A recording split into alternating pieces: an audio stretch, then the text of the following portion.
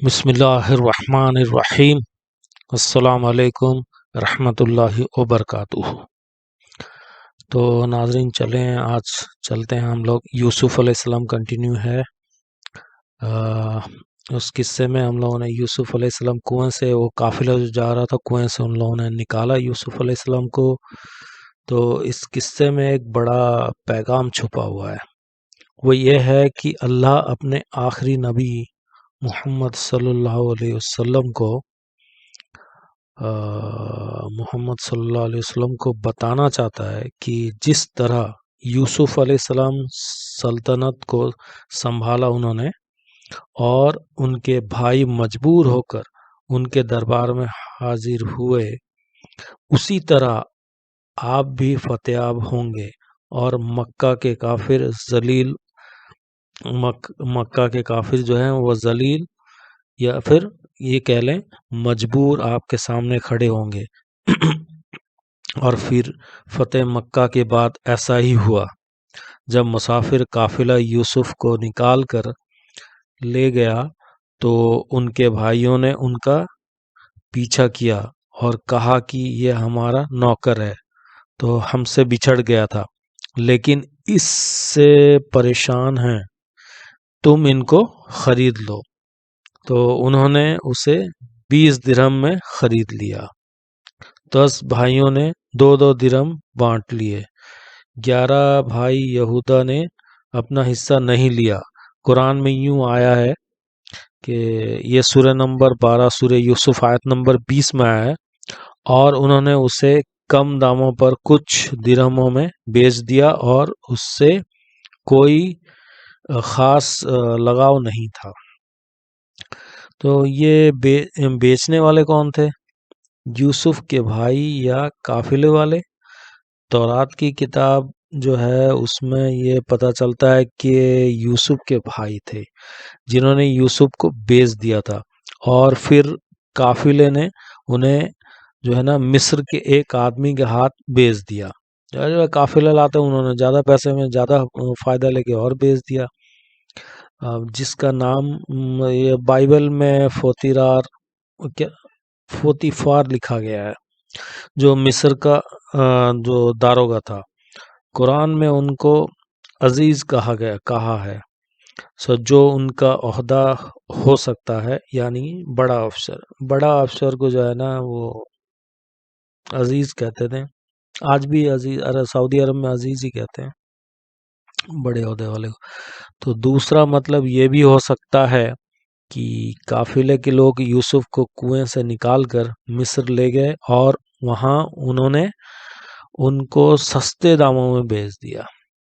یہ بھی ایک بات ہے، لیکن اس میں شک پیدا ہوتا ہے کہ اتنے پیارے بچے کو انہوں نے سستے داموں کیوں بیچا، اور ان کے اس سے لگاؤ کیوں نہیں تھا، جبکہ ابھی ان کی عمر صرف اور صرف 17 سال کی تھی۔ اس لیے سستے داموں میں بیچنا اور ان سے خاص لگاؤ نہ ہونا وغیرہ سب باتیں یوسف علیہ السلام کے بھائیوں کی طرف اشارہ کر رہی ہے۔ obviously جو دوسرا، اور جو ہم جانتے ہیں یوسف علیہ السلام بہت زیادہ خوبصورت تھے، بہت زیادہ، کیونکہ ان کو جو ہے اس طرح سے چھٹکارا چاہیے تھا۔ بھائیوں کو بھائی حسد کر سکتے ہیں، نفرت کر سکتے ہیں، کیونکہ دوسرا آدمی جو ہے وہ دیکھ کے دوسرے لوگ اٹریکٹ بھی ہوتے ہیں، لیکن اپنے ہی لوگ، یہ تاریخ گواہ ہے اس بات کو کہ اپنے ہی لوگ جو ہیں وہ جتنا نقصان پہنچاتے ہیں اتنا شاید ہی کوئی پہنچاتا ہے۔ ایک کہاوت ہے اس بات کو لے کے، برِ صغیر میں پورا چلتا ہے، ہندوستان میں بھی کہاوت ہے کہ گھر کا بیدی جو ہے وہ لنکا ڈھائے۔ تو یہ کہاوت بالکل صحیح ہے۔ تو ہاں، اپنے میں سے پیارے آبویسلی نکلتے ہیں، لیکن اپنوں میں جو غدار نکلتے ہیں، اپنوں میں جو دشمن نکلتے ہیں، تو پھر وہ باہر کے دشمن کو پیچھے چھوڑ جاتے ہیں۔ اور اسلامی تاریخ بھی اسی بات کی گواہ ہے کہ کافروں نے اتنا نقصان نہیں پہنچایا جتنا منافقوں، غداروں اور خارجیوں نے پہنچایا۔ اس سے ہم لوگ سبق لیں، اور اللہ تعالیٰ حفاظت فرمائے ہمیں کہ منافق اور غداروں سے ہماری حفاظت فرمائے، اور خود ہمیں منافق اور غدار بننے سے بھی بچائے، اللہ کی پناہ۔ تو یہی خیال آئے، چلے ٹاپک کے طرف. یہی خیال جو ہے عبداللہ بن عباس رضی اللہ تعالیٰ عنہ کا ہے کہ یوسف علیہ السلام کے جو بھائی جو ہیں ان کو بیچ کے گئے ہیں، اور پیسے میں بھی، اور بھائی بھی چھٹکارا چاہتے تھے. اور اسی کو قرآن کے مشہور مفسر ابن جریر طبری نے بھی فوقیت دی ہے اس اسٹوری کو. ہاں، تورات میں ایک اور عجیب بات کہی گئی ہے. جس قافلے نے یوسف علیہ السلام کو کنویں سے نکالا اور مصر کے کسی آدمی کا ہاتھ بیچ دیا، وہ حضرت اسماعیل علیہ السلام کے خاندان سے تعلق رکھتا تھا، جو جلحاد سے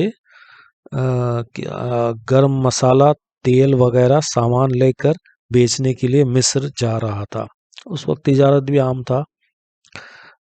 یہ بات جو ہے سب جانتے ہیں کہ اسماعیل علیہ السلام کی اولاد مکہ میں آباد تھی، اور مکہ میں مصر جانے کے 2 راستے ہیں.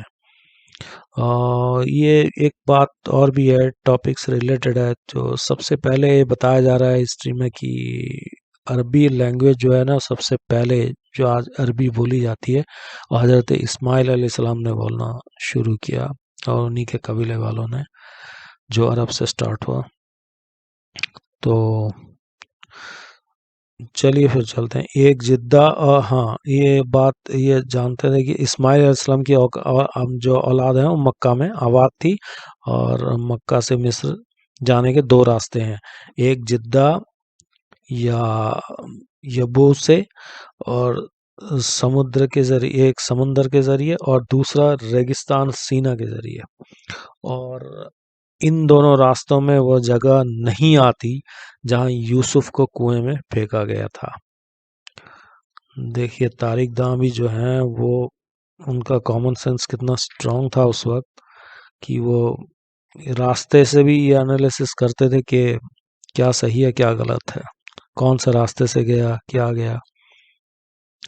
یعنی کہ دوشان جو شام میں سکیم کے قریب سمیرہ سے 900 میل دوری پر ہے، تو پھر اسماعیلی وہاں کیسے پہنچے؟ اس سے ظاہر ہوتا ہے کہ بنی اسرائیل نے جو حاجرہ اور ان کے بیٹے اسماعیل سے جس طرح بالکل شروع میں نفرت کرتی تھی، تو وہ بھی اب بھی باقی ہے، اور ہر موقع پر اپنی نفرت کا مظاہرہ کرتے رہتے ہیں. یہی وجہ ہے کہ جب محمد صلی اللہ علیہ وسلم نے جو بنی اسماعیل سے تھے نبوت کا اعلان کیا، تو یہودی فوراً آپ کی مخالفت کرنے لگے. یہ بھی ایک ریزن ہے. یہودی سب سے زیادہ دشمن ہیں، وہ بھی اس بات کو لے کر ہیں.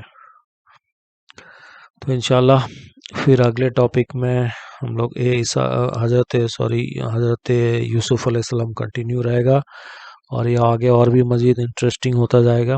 تو آپ لوگ ویڈیو کو لائک اور سبسکرائب کر رہے ہیں، اور اسے شیئر بھی کر رہے ہیں، اور انشاءاللہ ہم لوگ اسے کنٹینیو رکھیں گے.